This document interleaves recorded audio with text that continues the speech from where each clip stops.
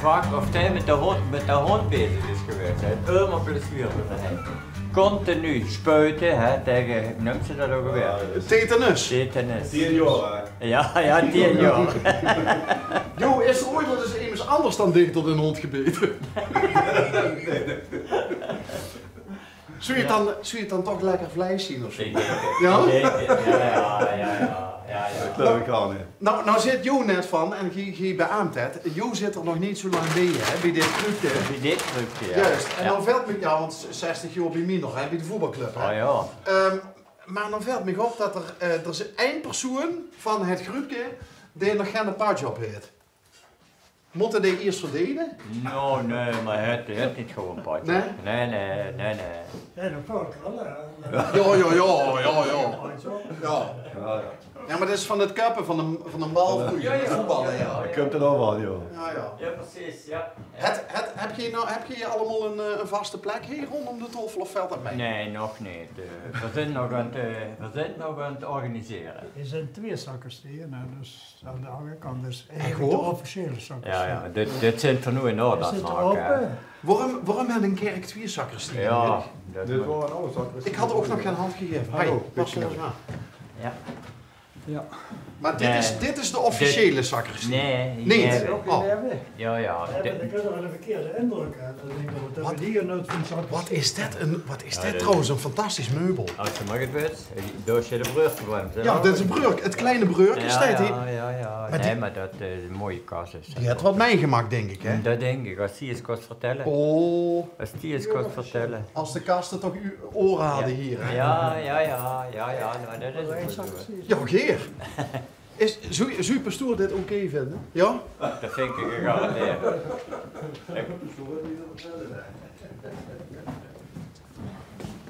Hé, maar niet meteen de van, maar... Nut. Chique kerk. Ja, dat is een mooie kerk. Alleen dit het kerkbezoek ontzettend gedacht wordt. Maar is dat niet overal zo? Ja, dat is ook wel zo. Hé, wat een aparte plek met eigenlijk een soort tweede altaar. Ja. In het midden. Alhoewel plannen zijn voor dit te veranderen, maar ja, dat is nog allemaal niet officieel. Schitterend. Ja. Echt mooi.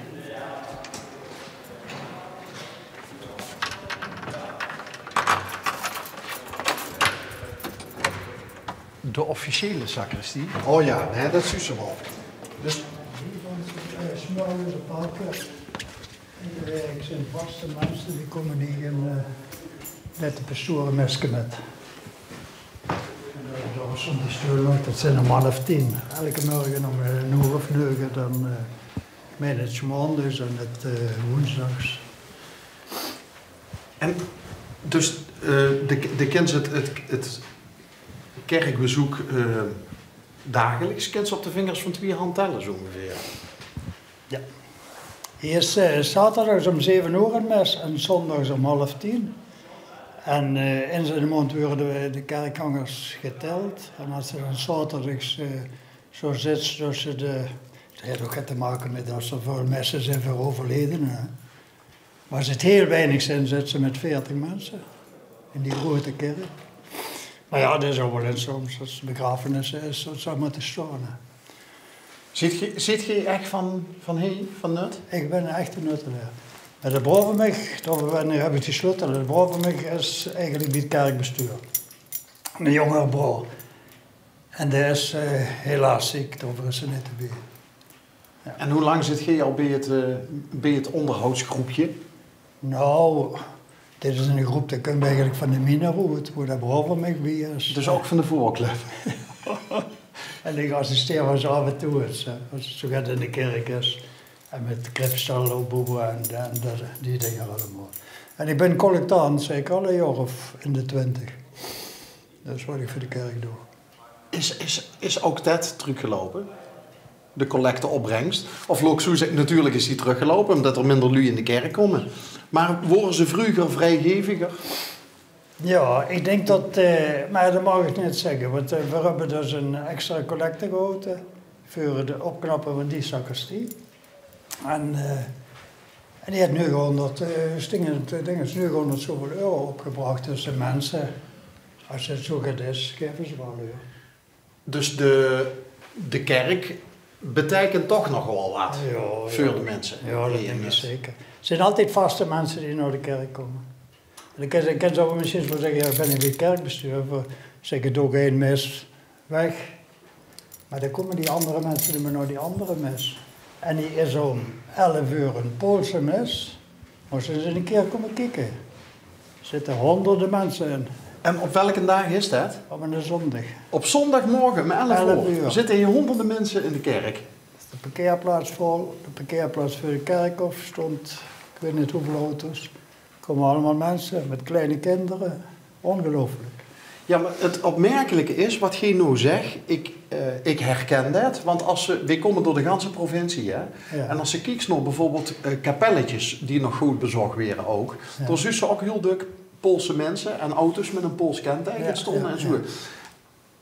En door zien ze inderdaad ook dat de jongeren, dat die ook nog steeds naar de kerk gaan. Ja, Of de kerk, ja. heb je enig idee hoe dat komt? Die zijn toch, ja, dat weet ik ook niet.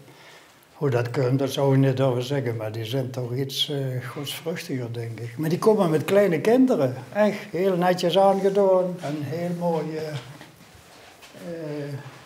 komen die naar de kerk. Ja, die neemt geen opnames zondags, maar eigenlijk moesten ze dat eens een keer kunnen doen. Ja, dat is inderdaad wel een apart verhaal, ja. Ja. Dat gewoon wel onthouden, laat ik het zo zeggen. Ja.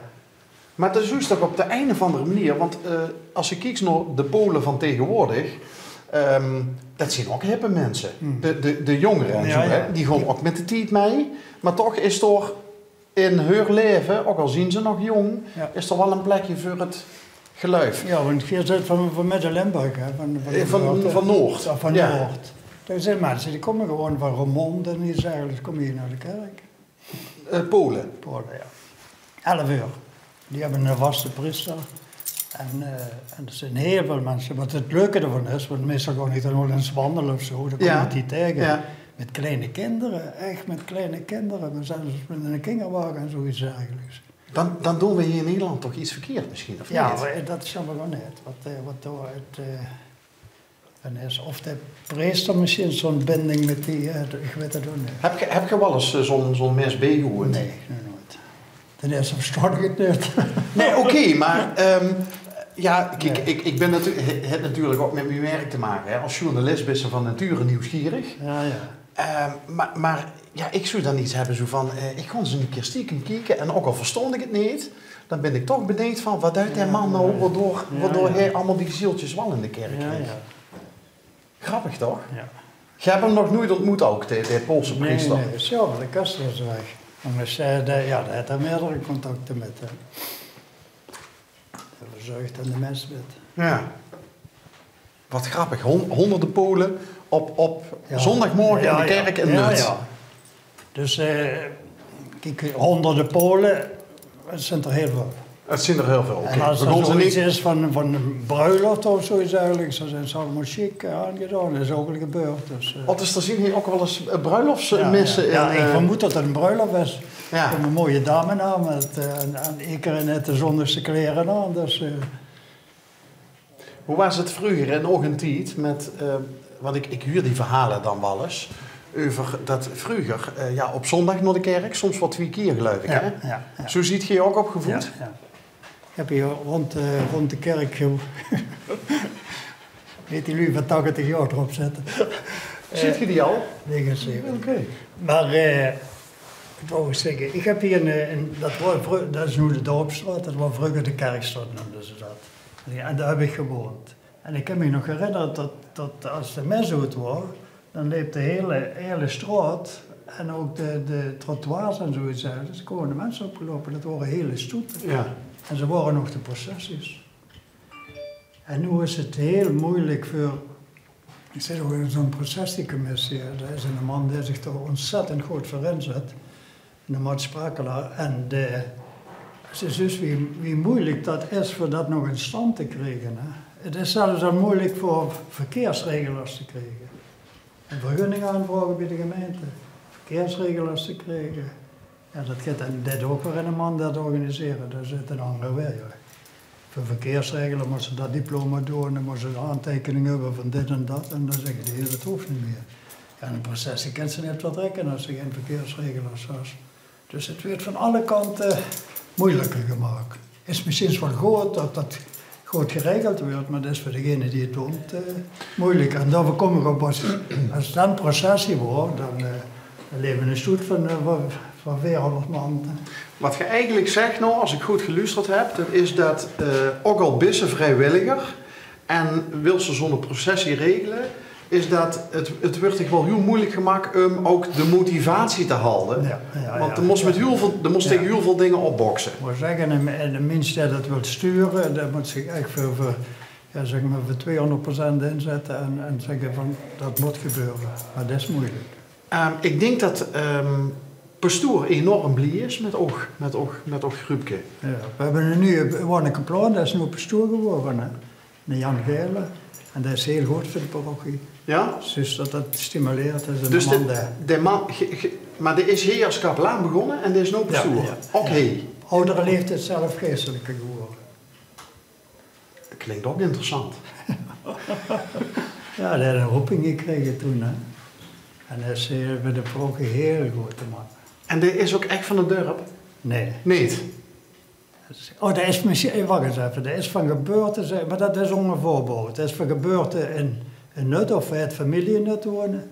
Weggetrokken? Hij is de gelijn gewoond, hij heeft gewoon een baan gehad. En ik meen dat er op een leeftijd van 50 dus priesterschap aanvaard heeft. Ook een mooi verhaal. Ja. Zeldzaam. Zeldzaam. Zeldzaam. Ik moet er eigenlijk zelf vertellen. Ja, eigenlijk wel. Ja. Nog een reden om nog eens een keer terug te komen.